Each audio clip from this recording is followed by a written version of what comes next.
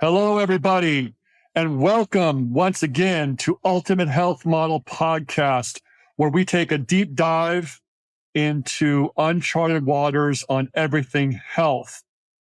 First off, I would like to thank my sponsors for sponsoring this awesome podcast. And for all you listeners out there, new listeners and loyal listeners, go to ultimatehealthmodel.com for all your, all the info you need on how to live a healthy life, to how to restore your health. There's numerous educational tools on there and information for you. Today, I have the great honor and pleasure of speaking with Cheryl LaFranchi. Now, Cheryl is a regenerative rancher from the Bay Area where we are located here they call it the wine country. So for people listening, around the world, I assume we have, there's wine country in like France, and then they have what's called the Napa Valley. And the Napa Valley is basically where she's located in kind of that same area. So Cheryl, it's a great pleasure to have you on. You're doing wonderful work. And why don't you tell our listeners how you got started? What got you interested in regenerative ranching and our agriculture and farming? Well, we've had our cattle ranch. It's been in the family for a little over 100 years now. We're coming on about 110 or 12 years. And so, of course, I grew up in a farming family. My dad's family, when they started out with my grandfather, it was so different than it is nowadays when you raise cattle. Back then, when you farmed, you had a few cows, a few chickens, a few pigs. You just had a little bit of everything, because you were much more self-sufficient than we are nowadays. So back then, it wasn't necessarily the farming like it is now. It was more of a community farm where you had eggs, everything was processed or grown right there on your own land. And, that was basically how you were raised and what you ate. And that was that. And then over the years, as you've gone on, through the world wars and, things have just developed and it's become much more specialized. We started out in the 30s with a FFA dairy cow. And that was how we ended up with a herd of dairy cows. And we decided in the 70s, my dad and two brothers, that probably the ranch where we're located right at the base of Mount St. Helena on the Napa-Sonoma County line is probably much more suited to beef cattle. It's more suited to cattle that go out in the hills, grazing cattle, as opposed to cattle that are kept in quite a bit, because you milk them 2 to 3 times a day. So anyway, we changed over. So that'd be a little over 50 years ago, I guess now. We changed over and went into beef cattle, and we started with Angus beef cattle. It just happened to be the cattle that my father picked out. We started with Angus beef cattle, and then it just turns out it was a great decision. You end up members of the American Angus Association that are at the forefront of just, I would say 90% of what goes on in the cattle business, just the marbling criteria, the certified Angus beef program. The cow herd when I was a kid was, this would be 30 years ago, it was mostly a Hereford-based cow herd across America, and it had a little bit of Angus influence. And now I would say 80 to 85% of the cow herd in America has an Angus base on it or is just simply straight Angus. So, and this has come about because of the attention that the Angus breeders and the Angus Association have paid to kind of a good doing, easy doing cow that, that marbles well and, is adaptable to a little more strenuous of an environment than some cattle, and so adapt very well to the hills. And so anyway, we're kind of in a unique spot. We're about the only cows within quite a few miles of us, but like I said, it's been in the family for 100 years. So we've just continued cattle ranching and have just moved on, and lucky we're in the Angus business and have developed a system here, that we enjoy and that we think works. Nice, nice. So, a question I was thinking of when you were talking is that what's really interesting for our friends listening that's it's a very interesting fact as people understand is that only 1/3. So if we take the land volume of the earth, 1/3 is available is land, the other 2/3 is water, approximately. Of that, 2/3 approximately of land cannot be used for farming. On only and so what we do with so only 1/3 used for actually farming and growing crops. 2/3 is not. So when you were talking about that, I was thinking, yeah, we need more cattle. We need more of these Angus cattle on areas that are not suitable for farming. I think And one of the amazing things that you hear about the American beef cow herd, and 120 years ago, the American people and the government decided they wanted a lot of the national park systems. They wanted some open space. They didn't want what they have in other superpopulated parts of the world. They actually wanted people to be able to go out to enjoy your national park system, but that comes with some effort to keep them to just basically to keep them up. It comes with some effort. And when you start talking about the American beef cattle herd, I believe it's like 30% of the beef cattle herd runs in land that's not even remotely yeah, accessible to develop or there you go. to Yep, build houses on. So it's not like, important. it's not like the cow herd is infringing in a huge way upon people's livelihood and Yeah, people's no, ability to live. They're cleaning up the national parks. They run on the BLM land. Some of these grazing leases with the government, they're going on 100 years or even probably a little more in some areas. And what it's done is it's kept down the wildfire. It's kept the weeds down. It's kept I think you find out, especially if you look at some of the studies, that your land is much more healthy. The species on your land are healthier if it's grazed and you get rid of the hmm weeds. You beat them back. You graze things off. I mean, the Indians used to burn Yosemite. Down at Yosemite, they would just light a match as they walked out of the valley for winter. To get rid of the overcrop and the regrowth year after year. That if you don't get rid of it, you just have a massive pile up. And now, as we're They finding call out, it fire, yeah, fire yeah, dangers. Yeah. And I think that's super important that you're saying that because for our friends listening, the cattle and ruminant animals, bison, whatever, they play such an important role in the health of the planet and the environment. Like Cheryl was saying, that it keeps it. They're fertilizing machines. They're lawnmowers. They create a huge biodiversity in the land they're grazing on. They restore soil health. They remove carbon from the atmosphere. I mean, it's like, what don't they do? They don't cook you dinner, but that's about it.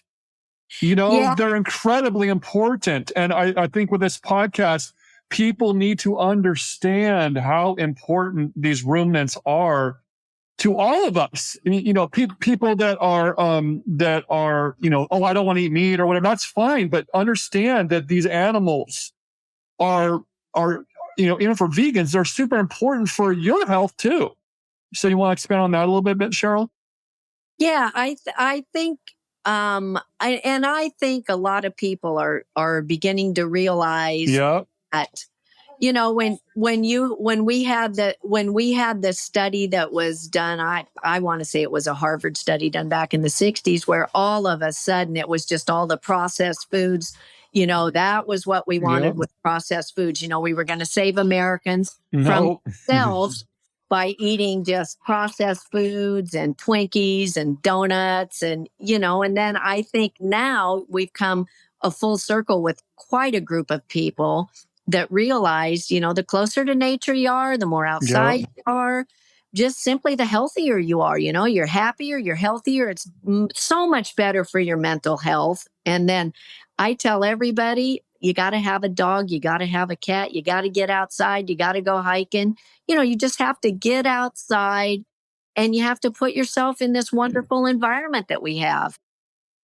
Yeah, absolutely. And that's a great point. It's that nature, and I write about this in my book.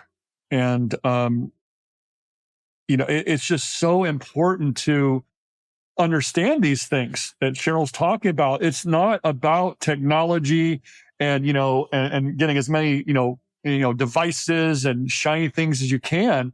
We were our evolution and our biology is based on being part of nature and connecting with nature and being part of it.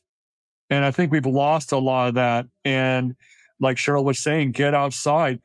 People don't understand the importance. I write about this in my book. I don't know if you remember, Cheryl, but I say that light, sunlight, and getting actual sunlight on your skin creates the vitamin D. But it actually also, from the research I've done, sunlight on your skin, especially on your stomach, from what the research I read, actually does more to build. Now, listen, friends listening, listen to this. Does more to build your gut microbiome, a healthy gut microbiome, than possibly your diet. The sun. Cheryl's smiling because she's like, yeah. So Yeah. these are important. These are really important things for our friends listening to go, oh, wow, I was told to, eat the rainbow and this and that. Maybe I should go out with, in the summertime with my shirt off, women, I've got, a bikini top, whatever, and get as much sun on you as possible. But then, so I'm kind of going off track here a little bit, but basically nature, the sounds of nature, birds, whatever noises, all those noises and the sounds the birds are making are actually benefiting your cells and your biology and your circadian rhythms, which is called your biological clocks. So, yeah, so I'm kind of, harping on this because understand how important the cows and nature, everything is. And the monocultures, we can talk about that, and the monocropping, on how devastating it is. Yes, and that's exactly how I think I feel, and the farming community and the ranching community, it's a little more of an outdoor based community, but they're just, well, I'll tell you what, when things get tough, the people that are used to Mother Nature and get outdoors and have kind of grown up in that type of a lifestyle, you see the help that you get from these flood victims and wildfire victims I'll tell you right now, the ranching community and the farming community, when things go wrong, boy, they are so much faster and ahead of the government in responses, in help that you can get. The neighborly help that you get out of the communities that are outside and know Mother Nature a little bit, it's really tremendous. I mean, That's great. it's a great life, but you've got to get out there and you've got to enjoy what's available. And, I mean, if it's a park, it's a park, but I'll tell you what, can be nothing better if you're a little kid than you're out playing with your mom or your dad in a park, throwing the ball for the dog. Absolutely. Absolutely. So let me ask you this question, Cheryl. A lot of people, our friends listening, they'll say, well, why do what's great, what's regenerative mean? Grass fed, grass finished. What do I care? It's all meat. Why don't you explain what the difference between conventional and regenerative farming and ranching and agriculture is, and conventional, and also some of the myths? Because when I went to your ranch, which was a great experience, seeing those cows and how well cared for they were and all that was just awesome. And the way they were treated. But I think a lot of our listeners think, and I was really surprised when you said this when I went to your ranch. You said that, because I thought, about conventional cows, how they're mistreated and they're all laying in their own feces and they're all sick. And you said, Ben, no, because they couldn't sell the cows. So even the conventional cows, while maybe not as perfectly cared for as someone like you who does regenerative ranching, they're still well taken care of. And I think that's a very big misnomer that our friends listening might not understand, because what our minds are thinking, well, these animals are abused, blah blah blah. No, they can't, because they couldn't sell them. And when you told me that, I was blown away, Cheryl. That I just assumed all the conventional ones were treated like horrible. You want to expound on that a little bit, please? Yeah, I think the first thing you have to do is, when you look at cattle, you have to separate, of course, your dairy cows from your beef cows, because it's just two different lifestyles. It would be like, the lifestyle of an athlete and then the lifestyle of a secretary. So it's just two different lifestyles, and you might all get to the end result the same time, it as in everybody just passes away at some time or other. But, your different lifestyles show up throughout your life. And so in my case, where we've switched from dairy to beef because it's just more suited to our ranches. When you were here, you saw we have a lot of hills, got a little bit of flatland, but we are in a valley, and the hills aren't steep, but I don't want to walk up them very often, because they're that steep. So the cows here, though, they're a little They more love it. athletic, I guess. Yeah, little more athletic than a lot of cows, in the sense that they're out and about and around the hills all their time, and they have babies, and the babies are out and about and around the hills all the time. So it's a little different lifestyle than even a lot of beef cattle have, but it's a lifestyle that I like. It's one that my husband's a veterinarian. We both fully support. We've been extremely lucky in our lifestyle, that people have gotten more and more into, you're self-sufficient, you like to eat locally, you want to know where your cattle are coming from, you want them taken care of. Let And me stop you right there for a really minute, because when you're talking about eat locally, let me I want to make sure our listeners understand how important that is. Eat locally, just like she said, and like I said, I want to stop you right there because I have a question about this for our friends listening. So why is it important to eat local? Because when you eat local, your mitochondria know where you are in time and space. I know that sounds a little woo-woo or whatever, but your mitochondria are those things in the cells that make energy. Okay. And why is this important? When we were talking about light just a minute ago, I know sounds be like, well, this guy's nuts, but no, this is science.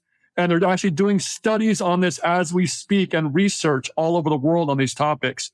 So when you eat locally, like Cheryl is saying, the mitochondria know where you are in time and space. So the light energies coming from the food and on all the different frequencies and all that, everything knows where it is in time and space, and the mitochondria are getting certain frequencies of light.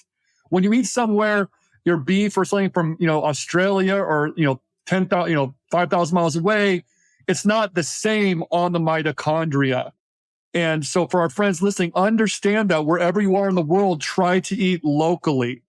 Just like Cheryl's saying, I apologize for interrupting you, but I want to make that point because it's so important for farmers markets, for what Cheryl's doing, for the health of the entire planet, to do as much of this as possible. So I'm sorry about that, Cheryl, but go ahead.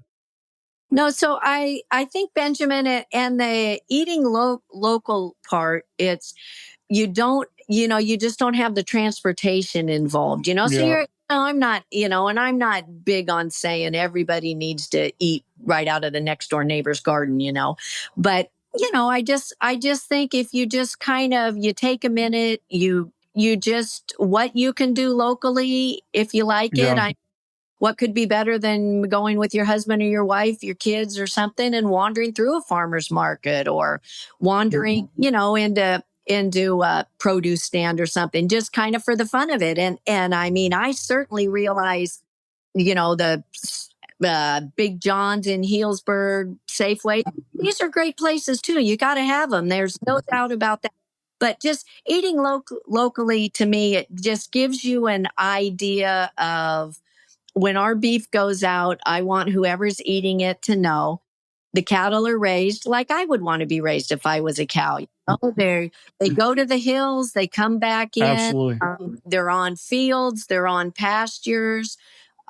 We, with our branded beef program, use the Lagunitas Brewing Company now, and we feed them the spent beer grain. So it's another animal, it's another byproduct that animals are able to use, and that's not to say everybody who raises beef needs to do that, because I don't believe that at all. You use what's available to you. You get into the valley, they use a lot of vegetables, tomatoes, carrots, whatever.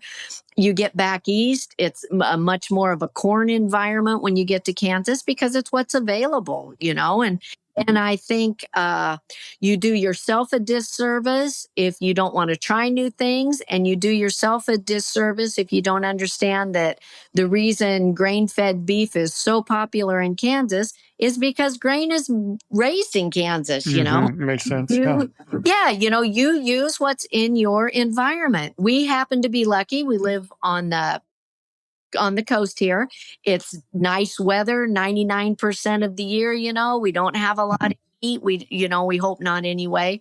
But, so we have food sources that are available, like Lagunitas, or, hay that's grown around here, whether you're 50 miles away or you're 20 miles away, or we're feeding our own hay. It's all fairly local hay, and what we do is that's what we try to use. We try to use local products at our own farm, and that's not to say we don't feed a little bit of grain every now and then to somebody if they need it. But for the most part, it's just local grown. And then, and we advertise that with our brand of beef program, of course, that it's, kind of regenerative. We don't spray our thistles, our cockleburs. We actually hire some, I have some people that I've hired now for, I don't know, 8 or 10 years. And we go out and we cut them every year, and we are trying to whip them into line, and we are actually doing a pretty good job. But, it's a different cycle of life that I'm into right now, as opposed to just a total chemical and whatever's the cheapest, the easiest, and that kind of stuff. So I think when you come to our farm, you see that, we try to keep things clean. We try to plant a lot of trees and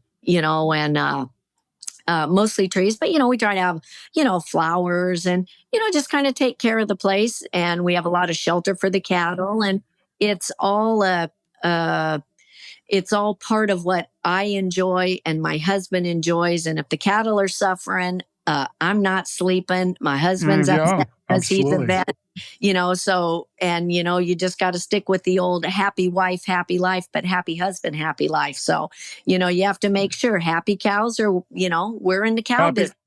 We happy want cow, happy cow, happy wife. Exactly. And then that happy husband. Yep. There you go. So I want to say something about that really quick. Is when I went to Cheryl's wonderful ranch there, I was expecting to be like all like smelly and like, oh, dirty, just because it's a ranch, right? They're cows and they're going to be stinking. And when we went into the little pen where a lot of her cows were, I was petting a couple, and there was excrement everywhere. They were peeing everywhere. They were pooping everywhere.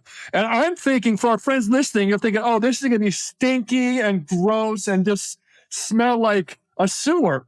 Well, I'm not kidding you, friends listening. When I tell you this, I'm not kidding. It smelled better than some people's houses. I was astonished at how there was no smell. I was like, how can this be?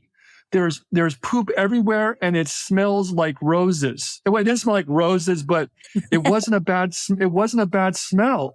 And I was amazed. And I think that's something else that for our friends listening, they think it's all this disgusting, dirty, even the conventional stuff. I mean, I've never been to a conventional ranch, but probably is not as bad as you think. And but that was really an eye opener for me, and to see how well taken care of the cows were. Oh, and something else really important. We took the truck and we went to the other side of the ranch, on the other side of the street. Now, for people listening, think that cows, these cows they're all scared and they're all stressed out and they're all shivering. Her cows came running up to the truck like, "Mom's here. She's going to feed us." It was a beautiful thing, and I mean, almost brings tears to my eyes at how much these cows are taken care of.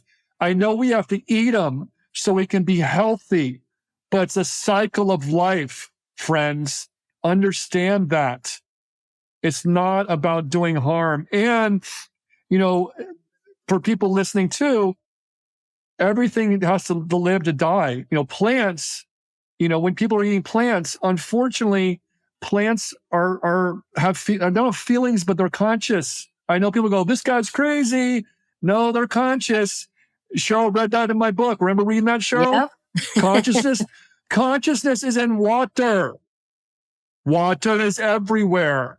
So don't think by eating plants, you're doing some miracle thing by not eating animals. You're not. So I had to bring that up because it was so moving to me on how well they were taken care of. So do you want to, how about going into this? You want to define the terms grass-fed, grain-fed, grain-finished, pasture-raised, just for our friends listening, when they're at Safeway or their local grocery store, they can kind of get an idea of what, how this cow's been treated, and from what I understand, every cow is grass-fed in the beginning. So that term is really kind of meaningless. Do you want to kind of define those terms for our audience listening, Cheryl, please? Yeah, when you get into the American beef cow herd, basically you're right. Everybody starts out as grass fed because your cow calves run, whether it's like at our place, in kind of a modest hill area, whether they're running on BLM land, whether they're in Kansas and they're running on the corn stubble, and so everybody runs out and it eats grass to start with, and basically your cow herd is a grass-fed cow herd all year long, and then you supplement them with hay if it's dry, or God forbid you have a bad fire, a disaster, something like that. Then you supplement them even more, because nobody is going to stand there and watch their cows die. No, nobody does that. You see every now and then something on the news, and that the cow calf guy or the dairy person is as horrified as anybody else when you see the bad side of something come out. But you certainly have 99.9 tenths of the people that raise cattle across the land love their cows, take care of Good. their cows. I think Good. when you get into the beef cattle herd, especially, it's generations of ranchers, and they ranch on the one hand and they raise grain and farm on the other hand, and so you have a really great relationship between where your food source comes from. You run cattle with the part of the food source.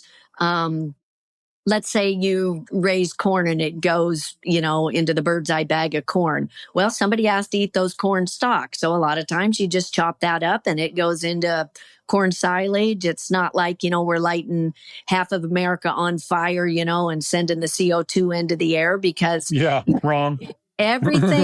everybody gets better through the years. Farming develops more. You used to have to burn off the rice stubble back in the 70s. Now that is packaged up and baled up, and it goes to cattle that are, especially into areas where people either don't have a lot of money, they're having just trouble with drought and stuff like that. I mean, it's just a great feed to give the cows something to eat while you're waiting for Mother Nature, hopefully, to respond in a positive way. So I think, the American cow herd is just, you're fed locally, but it's in most cases, but it's just working with the environment and taking care of the cows. Yeah.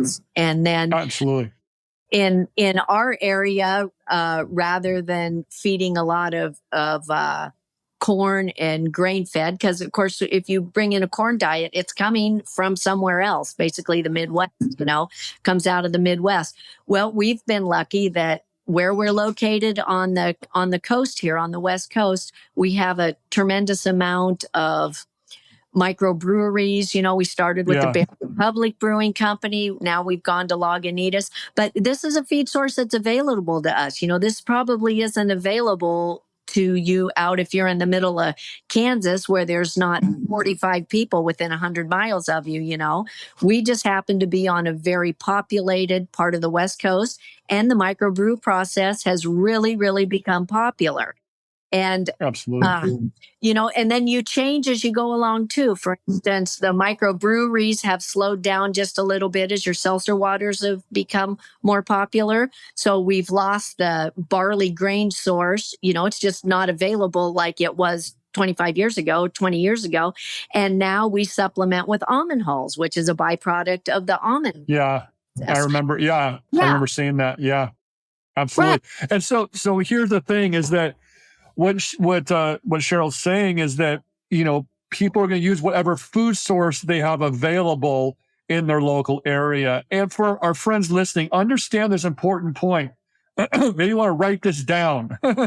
Is cows are what's called ruminants. What does that mean? It means they have 4 chambers to their stomach. So they're this miraculous fermenting vat chamber that can basically take plant material and turn it into usable protein for us humans. So it's taking the undigestible plant material that humans have a hard time digesting because we don't have 4 chambers to our stomach, and making it available. So they do this miraculous thing where it goes into their rumen, all these microbes in there, digest it, ferment it, and then they regurgitate it, and they do it again and again. It's this like huge fermenting chamber and vat. And so why do I say that? So the grains or the almond husks or the hay, they're able to do that because of their incredibly complex digestive system. So our friends listening, if you can only afford conventional, get conventional. If you can afford grass-fed, get grass-fed.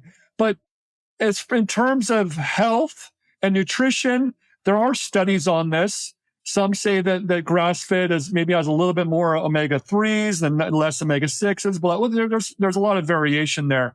But understand that point, that they are able, that's what they do. That's why they're called ruminants. They can take shoe leather and turn it into protein. I'm not sure if I don't know if they can eat a shoe. I don't know. Probably.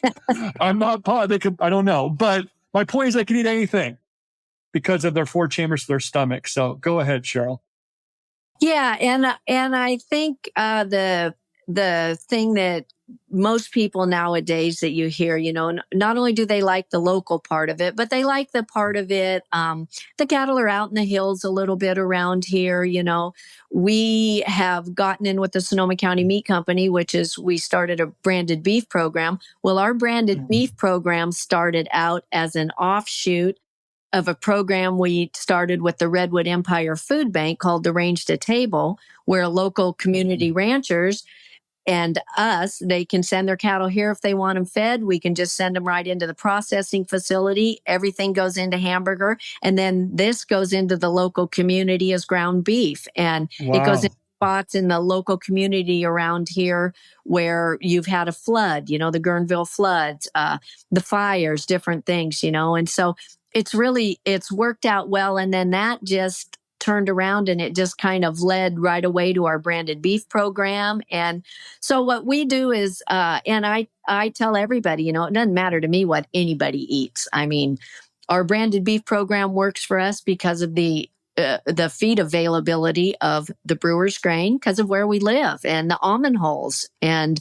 the hay that we can grow, and then the hay that's grown locally. So, if you're in downtown Chicago, you're not going to have a branded beef program, but you get out here, you can end up with one like we have. You get back into Omaha, you have the Omaha steaks. It's all grain fed, but it's a great program. It's been around forever, Yeah. So. And you can also, there's the internet. So you could buy whatever beef you want, really, Yep. right? If you want to buy something from Kansas or Chicago or the East Coast, whatever you want. It's available to you on the internet. But just once again, like Cheryl's saying, is that, you know, most people go with what's in their environment. And but understand also that question I posed, it's not about really grass fed or grass finished or pasture raised. It's about, you know, they're all pretty much nutritious, right? It's not, a lot of people are afraid to eat conventional or whatever, but just like Cheryl's saying, you know, it's not about that. And what she's doing too with her programs to feed people and to do that is commendable. That's fantastic. You know, helping out the community and all that. So let's kind of switch gears here. What do you see as the future to all this? I know that you know, it's more people are starting to understand this, understanding that monocultures are bad for the environment. I'm hopeful that it's you know it's getting better. You know, more people are understanding that. Well, we all understand processed food's bad, and so I think more people are starting to understand the real harmful effects of that, and how we all need to get back to this more sustainable way of living. What's your thoughts on where the future's going?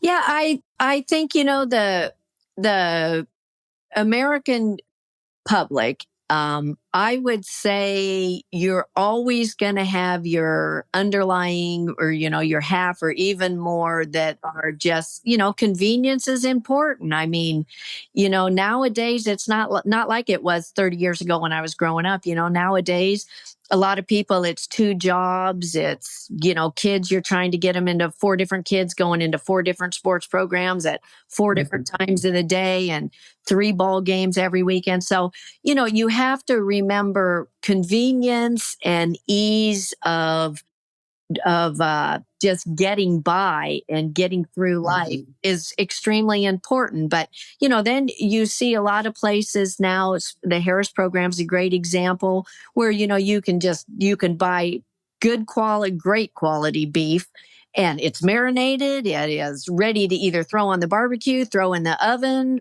throw in the microwave, you know, whatever area you like. So protein and, you know, healthy food, your salads and stuff, everything has become much more, I want to say, consumer friendly.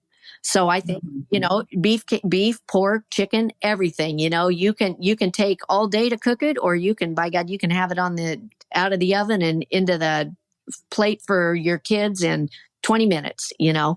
So I think that's the great thing about right now where we are. I think part of the problem you're gonna run into is it's harder and harder to get and to keep people in farming, just because of, you know, the population growth. It's so expensive. You know, everybody who goes, and I'm bad for this too, everybody who goes shopping, my God, they want whatever's on sale. They want the cheap stuff. You know, they want, you know, they want the ribeye that's certified Angus beef if it's on sale and the same price as the ribeye that comes out of Walmart, you know, or comes out of somewhere else. And what you've seen with that is you've seen, especially like Walmart and the Harris Ranch. I mean, and us to just a tiny just bit.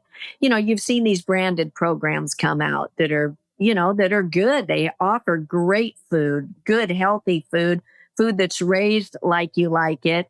And now you're seeing that across the country. You know, you're seeing that everywhere. And now I know the Sonoma County Meat Company, you know, they're talking with the school districts. And That's great.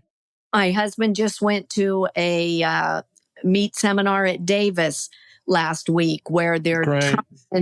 they're trying to get maybe just a little more, maybe not even accountability, but a little more of a trace back on where your meat's coming from. You know, it's not just coming out of the Cisco truck that's parked next door, but if you want something a little different than that, you're going to be able to get it. So I think everybody is kind of getting into likes the regenerative movement. Everybody loves the farmers market. It's just, it depends if you have access to them. And it Yeah, depends. absolutely. Yeah, it depends if you can afford it. It's a little more expensive when you go that direction. Yeah, absolutely. And I think, you know, back to what you're saying about, the movement's growing, the farmers market, it's, uh, kids need protein, and I would argue animal proteins, for brain development, for development, because the plant proteins, and some of the vegans might not like this, but they're just really not, what's the word, they're not as bioavailable as the animal proteins, and there's a lot of studies on this.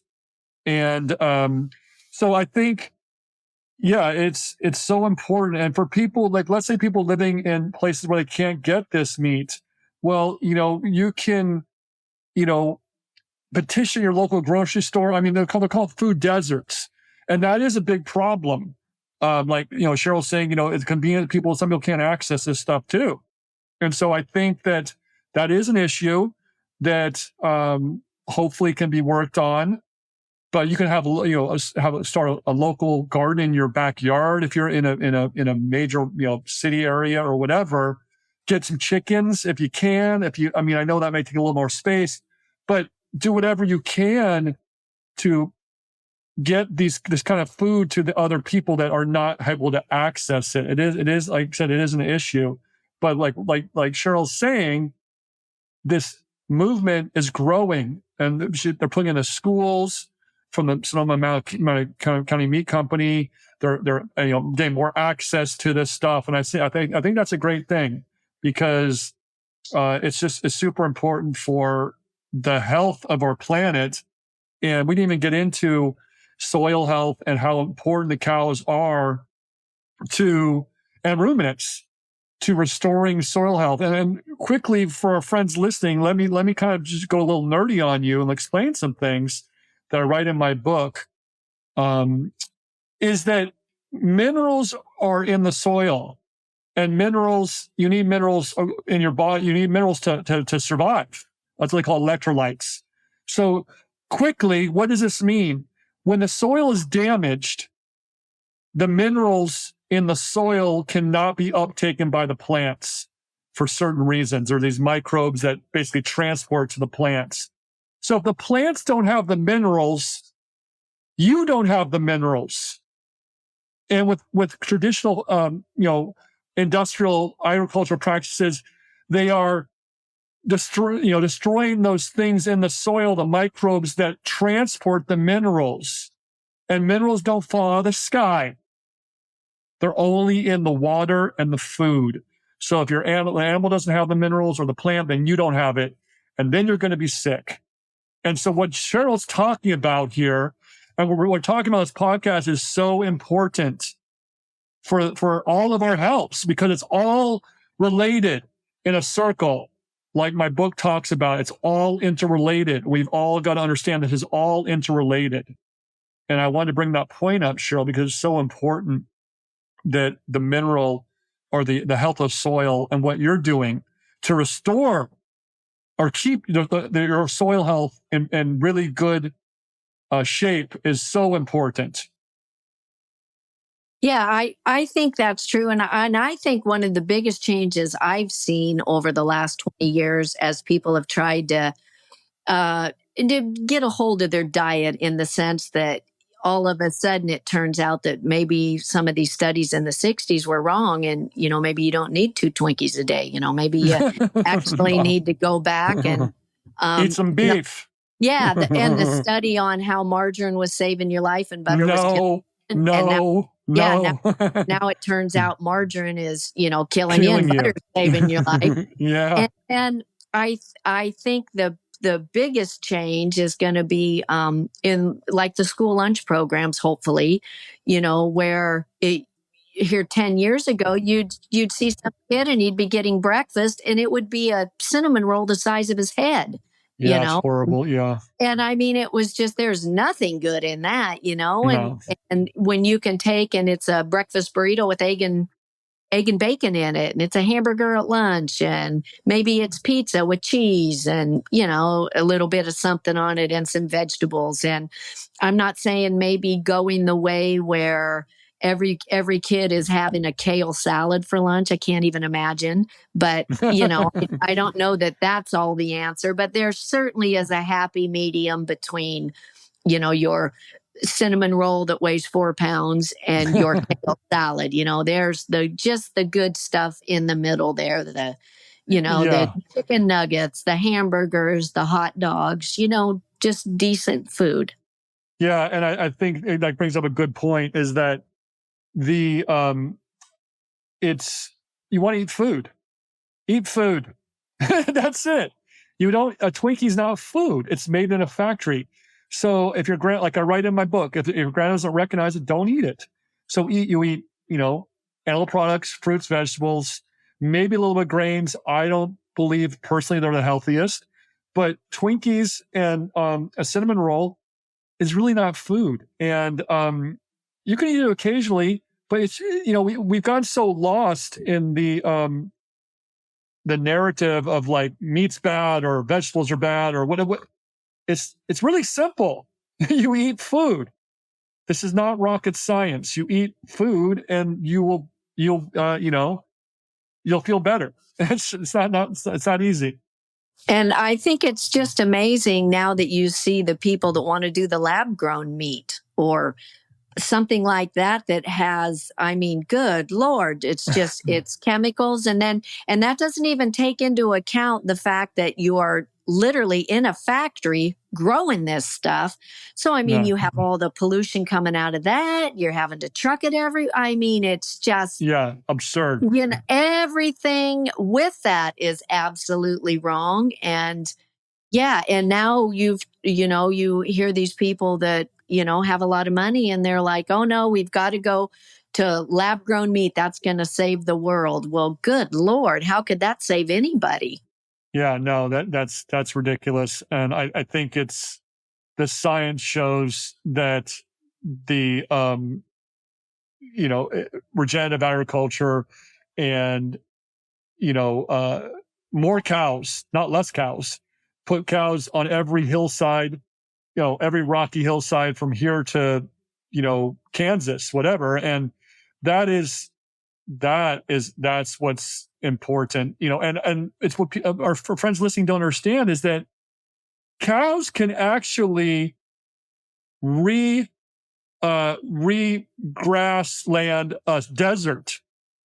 And when I learned that in my many years of research, I'm like, what? That yeah, because the deserts happen, some some part of it is because of mismanagement of cows, because they're not grazed, you know, they eat the same place, the same spot, they kill the land, whatever.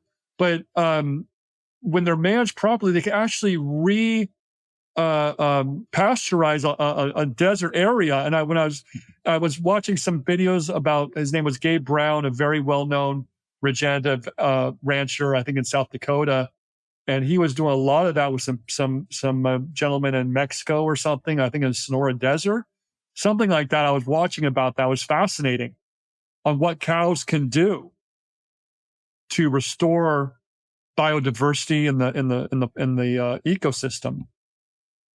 Yeah, and I think I'm with you. You know, these studies that come out, I mean, just your prairie is healthier. You know, your national forests are healthier. Fantastic. Everywhere is healthier if you have some biodiversity. You have some cattle out there grazing, and you know they don't need to graze it till every tree is eaten down. I don't think anybody Hmm. wants that. You know, what you want is just you turn them out and you graze them when the weather's nice. You bring them in when the weather goes to pot. And, you know, you move them to an area that the cattle are happier in and that's more conducive to winter for them.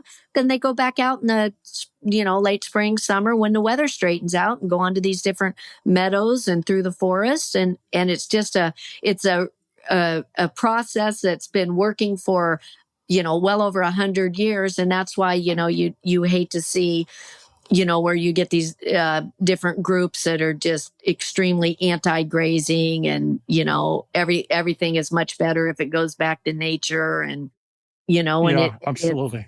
yeah, it doesn't exactly go back to nature, just the toughest species, what takes over. And a lot of times it's kind of an invasive, crappy species. And then you have a wildfire come through, and then there's nothing left. All the There's animals nothing are left. dead, birds are dead, everybody's dead. Yeah, it's horrible. So I saw this quote. I think it was on Instagram. I'm not sure, but someone said something really interesting. They said, having cows not on grass or grazing is like not having fish in the ocean. Yep. Nope. I thought that was really good. So let's wrap it up here. Why don't you tell our friends listening, how they can get your meat if you can ship it. I don't know how far you can ship it. How they can hear about you if you have Instagram, if you have whatever, just so they can find out more about you. Well, we have the branded beef program that we've been doing with the Sonoma County Meat Company in Santa Rosa, California. And we've been doing that since 2011 or 12, right after we started our program with the Redwood Empire Food Bank. And it's grass raised, and then it's brewer's grain finished somewhere, they're kind of on the brewer's grain after we wean them and they go into pastures and stuff. So then as they go along in their process, they're on brewer's grain for probably 4 or 5 months. They're processed at about 2 years of age. It's a combination of, they're raised here on the ranch. They've got the beer grain. We give them almond hulls and hay, and that's about it. And so the meat company, I believe they ship kind of around, and they have a local butcher shop in Santa Rosa. And we just send them to the Sonoma County Meat Company, and they cut them up however they want to. And I know the jerky's awfully good. Yeah, and That's my favorite. for our friends listening, I talked about this off air with Cheryl, but I eat a lot of their beef. I mean, we're talking a lot, and it's funny because if I can't get it, like let's say I've run out or something, and I have to go get some other beef, I'm like, oh, this is horrible. I can just taste the difference, even from other grass-fed ones. There's a local one in my area, and they have grass fed and or it's a local ranch in our area as well. And if I don't have her meat, I'm like, I'll eat it. Wow, this is really not good. And so I'm almost addicted to her beef, and it's really good. And anyway, thank you so much, Cheryl, for your time, your expertise. It was lovely having you on and sharing, this message of cows are your friend. We need cows and ruminants and all this. And so thank you once again so much, Cheryl, for your time. And thank you to all our listeners listening. Until next time, this is Benjamin Smith with ultimatehealthmodel.com.